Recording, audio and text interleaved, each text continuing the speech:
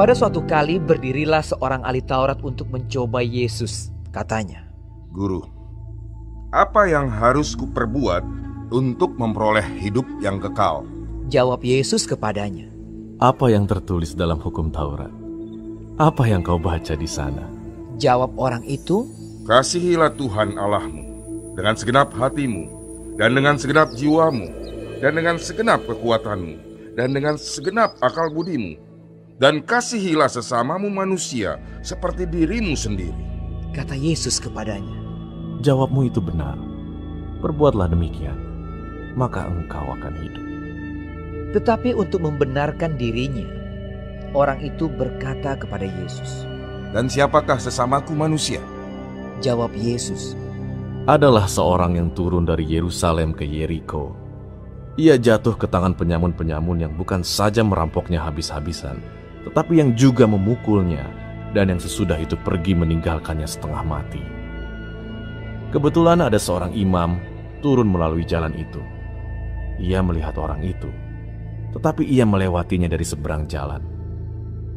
Demikian juga seorang Lewi datang ke tempat itu. Ketika ia melihat orang itu, ia melewatinya dari seberang jalan.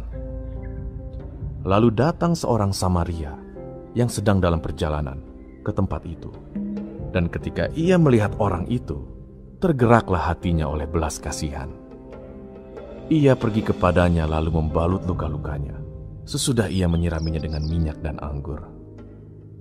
Kemudian ia menaikkan orang itu ke atas keledai tunggangannya sendiri, lalu membawanya ke tempat penginapan dan merawatnya.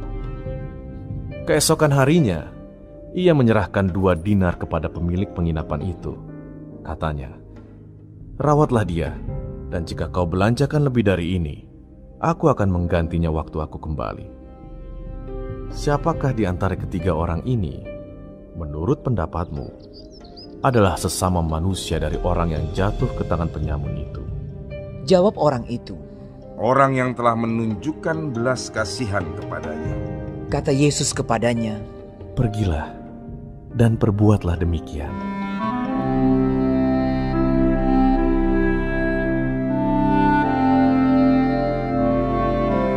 Sering kita lupa pada ajaran Yesus, yaitu kasihilah sesama manusia seperti dirimu sendiri.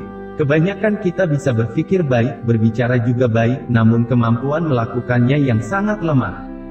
Kasih yang rela berkorban, sebagaimana tindakan orang Samaria dalam perikop ini, menantang kita semua untuk mewujudkan dalam kehidupan setiap hari.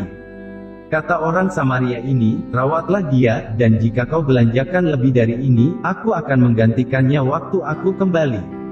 Perumpamaan ini menggambarkan cinta kasih kepada sesama. Cinta kasih yang tidak terbatas ini menunjukkan bahwa siapa yang melihat orang terluka dan membiarkannya serta tidak menolongnya, sama seperti mereka menyebut diri mereka orang Kristen namun hatinya tidak peka terhadap penderitaan dan kesusahan orang lain. Hal ini dengan jelas mengungkapkan bahwa di dalam diri mereka tidak terdapat kasih.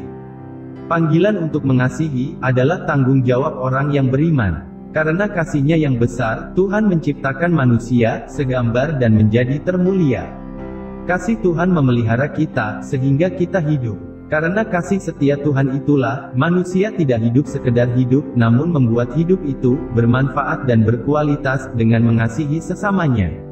10 contoh hidup kebersamaan dalam keluarga dan sesamanya. Saling menyayangi, saling menghormati, hidup selalu rukun, selalu berbagi, selalu tolong-menolong, selalu menghibur seorang dengan yang lain, saling memotivasi, selalu menjadi penyemangat keluarga dan sesama.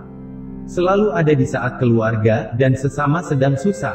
Marilah kita menjaga dan merawat hidup dalam kebersamaan, dengan mengasihi, menolong dan membantu sesama, sebagai wujud menghidupi kasih Kristus.